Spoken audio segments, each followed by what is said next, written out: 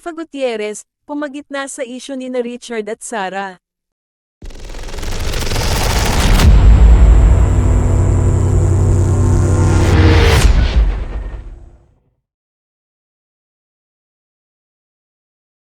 Nakiusap daw ang aktres na si Rufa Gutierrez sa kapatid niyang si Richard Gutierrez na huwag ituloy ang demanda laban sa asawa nitong si Sara Labati.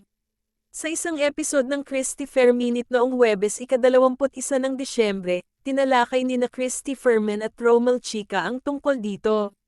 Ayon kay Romel, ang mga pamangkin daw ni Rufa kay Richard ang dahilan kung bakit nito pinakiusapan ng kapatid na huwag kasuhan si Sara.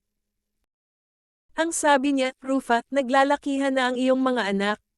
Pangit yan kapag lumabas yan sa social media at makikita nila ang mga kadahilanan kung bakit kayo naghiwalay, ani Romel. Matatanim yan sa mga utak ng mga bata. Magiging traumatic yan sa mga bata, dagdag pa niya. Dahil dito, pinuri ni Christy ang ginawang ito ni Rufa para sa kanyang mga pamangkin.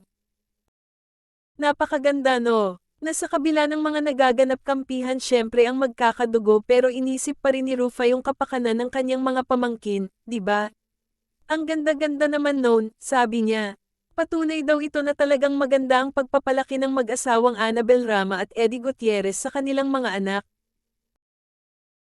Bagamat hindi binanggit kung ano ang isasampang kaso ni Richard kay Sara, matatandaang iniulat kamakailan sa isang vlog ni Christy ang tungkol sa pagpunta umano ni Annabel sa PDEA.